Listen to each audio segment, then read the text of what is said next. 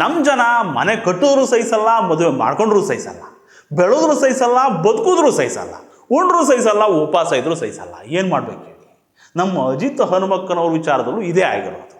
ದೇಶ ಭಾಷೆ ಅಂತ ಮಾತಾಡಿದ್ರೆ ನಿಮ್ಮ ಜಾತಿ ಯಾವುದು ಅಂತ ಕೇಳ್ಬಿಡೋದು, ರಾಷ್ಟ್ರೀಯತೆ ಅಂತ ಮಾತಾಡಿದ್ರೆ ಫ್ಯಾಮಿಲಿ ತಂದು ಬೀದಿ ನಿಲ್ಲಿಸೋದು. ಏನ್ರಿ ಬಂದಿದೆ ಇವಕ್ಕೆ? ಅಜಿತ್ ವೈಫ್ ಏನೋ ಸ್ಕ್ಯಾಮ್ ಮಾಡಿಬಿಟ್ರಂತೆ, ಕೋಟಿಗಟ್ಟಲೆ ದುಡ್ಡು ಮಾಡ್ಕೊಂಡು ತಿಂದ್ಕೊಂಡ್ಬಿಟ್ರಂತೆ. ಅಜಿತ್ ಮನೆ ಕಟ್ಬಿಟ್ರಂತೆ, ಅಜಿತ್ ಮೀಡಿಯಾ ಪವರ್ ಮಿಸ್ಯೂಸ್ ಮಾಡ್ಕೊಂಡ್ಬಿಟ್ರಂತೆ. ಅಜಿತ್ ಸುವರ್ಣ ನ್ಯೂಸಿಂದ ಕಿಕ್ ಔಟ್ ಆಗ್ಬಿಟ್ರಂತೆ, ಸುವರ್ಣ ಚಾನಲ್ಗೆ ರವಿ ಹೆಗಡೆ ಬಂದ್ಬಿಟ್ರಂತೆ. ಇಷ್ಟಕ್ಕೆ ರವಿ ಹೆಗಡೆ ಎಲ್ಲೋಗಿದ್ರು ಸುವರ್ಣ ಚಾನಲ್ಗೆ ಬರೋದಕ್ಕೆ? ಅವ್ರು ಮೊದಲಿಂದನೂ ಅಲ್ಲೇ ಇದ್ರು. ಈ ಟೈಮಲ್ಲೇ ಅಜಿತ್ ಹೊಸ ಮನೆ ಗೃಹ ಪ್ರವೇಶ ಮಾಡಿದ್ರು. ಅದ್ಯಾವುದೋ ಒಂದು ಹಳೆ ಗೌರ್ಮೆಂಟ್ ಆರ್ಡರ್ ಕಾಪಿ ಇವ್ರುಗಳ ಕೈ ಸಿಕ್ತು. ಅದೇನೋ ಹೇಳ್ತಾರಲ್ಲ, ಕಾಗೆ ಕೂರೋದಕ್ಕೂ ಕೊಂಬೆ ಮುರಿಯೋದಕ್ಕೂ ಒಂದೇ ಆಯಿತು ಅಂತ.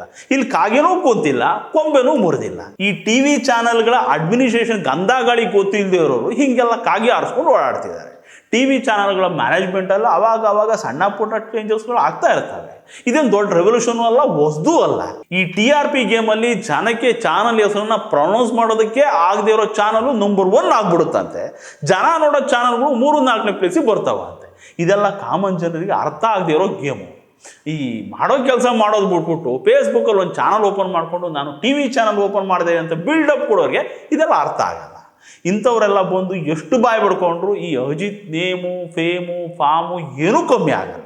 ಇಷ್ಟಕ್ಕೂ ಅಜಿತ್ ಏಕಾಏಕಿ ಬಂದು ಅಜಿತ್ ಹನುಮಕ್ಕನವರಾಗಿ ಈ ಜಾಗಕ್ಕೆ ಕುಂತಿರೋದಲ್ಲ. 20-25 ವರ್ಷದ ಮಣ್ಣು ಹೊತ್ತವ್ರೆ. ಬುಡಾನು ಗಟ್ಟಿ ಇದೆ, ಗುರಿನೂ ಸ್ಪಷ್ಟವಾಗಿದೆ. ನಾಯಿ ನರಿಗಳಿಗೆ ಎಷ್ಟು ಬೋಗಳು ಊಳಿಟ್ರು ಆನೆ ತೂಕ ಅಜಿತ್ ಘನತೆ ಏನೂ ಕಮ್ಮಿ ಆಗಲ್ಲ. ಅಲ್ಲ ರೀ, 20-30 ವರ್ಷದಿಂದ ದುಡ್ದು ಒಂದು ಮನೆ ಕಟ್ಟಬಾರ್ದ? ಮನೆ ಕಟ್ಟಿದ್ಮೇಲೆ ಒಂದು ಗೃಹ ಪ್ರವೇಶ ಮಾಡಬಾರ್ದ? ಎಲ್ಲದಕ್ಕೂ ಹೊಟ್ಟೆ ಸುಚ್ಕೊಂಡ್ರೆ ನಾವೇನು ಮಾಡೋದು ಹೇಳಿ? ನಮ್ಮ ಲಾಯರ್ ಜಗ್ಗಣ್ಣ ಮೊನ್ನೆ ಏನೇನೋ ಅಲಿಗೇಷನ್ ಮಾಡ್ಕೊಂಡು ಒಂದು ವಿಡಿಯೋ ಮಾಡಿಬಿಟ್ಟಿತ್ತು. ಇದು ಮಾತಾಡೋದಕ್ಕೆ ತಲೆನೂ ಇರಲ್ಲ, ಬುಡಾನೂ ಇರಲ್ಲ.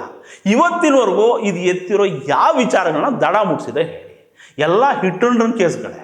ಇದು ಬಂದು ನಾನೊಂದು TV ಚಾನಲ್ ಶುರು ಮಾಡಿಬಿಡ್ತೀನಿ ಅಂದಾಗ ಮಾಧ್ಯಮ ಲೋಕದಲ್ಲಿ ಸಂಚಲನ ಸೃಷ್ಟಿ ಆಗ್ಬಿಡುತ್ತೆ, ಸುನಾಮಿ ಎಬ್ಬಿಸ್ಬಿಡುತ್ತೆ ಅಂತ ಒಂದಷ್ಟು ಜನ ಇದನ್ನು ಮರ ಹತ್ತಿಸ್ಕೊಟ್ರು. ಇದು ಕೂಡ ಸಿಕ್ಕಂಗೆ ಮಾತಾಡ್ಬಿಟ್ಟು ಕೇಸ್ ಹಾಕಿಸ್ಕೊಳ್ತು. ಪಾಪ ಇದನ್ನು ಸುಮ್ಮನೆ ಮರ ಹಚ್ಚಿ ಊರು ಬಿಡಂಗೆ ಮಾಡಿಬಿಟ್ರು. ಇವಾಗ ಯಾರು ಬರ್ತಾರೆ ಹೇಳಿ ಜೊತೆಗೆ? ನೋಡಿ, ಇವಾಗ ಒಂಟಿ ಸಲಗುತ್ತಾರ ಕೆರೆ, ತೊರೆ, ಹೊಲ, ಗದ್ದೆ, ತೋಪಲ್ಲಿ ನಿಂತ್ಕೊಂಡು ಒಂದೊಂದೇ ನಿಂತ್ಕೊಂಡು ವಿಡಿಯೋ ಮಾಡ್ತಾ ಇರುತ್ತೆ. ಇದ್ರ ಕೈಲಿ ಅಜಿತ್ ಬಗ್ಗೆ, ರೈಟ್ ಮೀಡಿಯಾ ಕಂಪ್ನಿ ಬಗ್ಗೆ ವಿಡಿಯೋ ಮಾಡಿಸೋದ್ರು. ಪಾಪ ಅಜಿತ್ ಏನು ಕೇಸ್ ಹಾಕಲಿಲ್ಲ ಕೊಡಿ. ಆದರೆ ಈ ರೈಟ್ ಮೀಡಿಯಾದವರು 2 ಕೋಟಿ ಡಿಪಾರ್ಟ್ಮೆಂಟ್ಗೆ ಕೇಸ್ ಹಾಕ್ಬಿಟ್ಟಾರೆ. ಈಗ ಅನುಭವಿಸ್ಬೇಕು. ಪಾಪ ಜಗಣ್ಣ ಒಳ್ಳೆ ಮನುಷ್ಯ, ಹಿಂದೆ ಮುಂದೆ ಗೊತ್ತಿದ್ರು ಸುಮ್ಮನೆ ಏನೇನೋ ಮೈ ಮೇಲೆ ಹಾಕೊಂಡ್ಬಿಡುತ್ತೆ. ಈ ಅಜಿತ್ ವೈಫ್ ಇದ್ದಾರಲ್ಲ ಸಹನಾ ಭಟ್ರು, ಇವರು ಕೂಡ ಜರ್ನಲಿಸ್ಟ್ ಆಗಿದ್ದವರು. TV9 ಒಂದು 10 ವರ್ಷ, ಸುವರ್ಣದಲ್ಲಿ ಒಂದು 10 ವರ್ಷ ಸರ್ವಿಸ್ ಮಾಡೋರೆ. ಮಾಧ್ಯಮ ಕ್ಷೇತ್ರದಲ್ಲಿ ಅವರದ್ದೇ ಆದ ಹೆಸರು ಸಂಪಾದನೆ ಮಾಡ್ಕೊಂಡವ್ರೆ.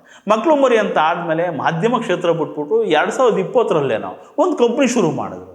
ಅದೇನು ಒಬ್ಬರೇ ಅಲ್ಲ, ಒಂದು 6 ಜನ ಸಮಾನ ಮನಸ್ಕು ಸ್ನೇಹಿತರು ಸೇರಿಕೊಂಡು ಒಂದು ರೈಟ್ ಮೀಡಿಯಾ ಅಂತ ಕಂಪ್ನಿ ಮಾಡಿಕೊಂಡು ಅದು ಇದು ಅಂತ ಬಿಸ್ನೆಸ್ ಮಾಡ್ತಿದ್ರು.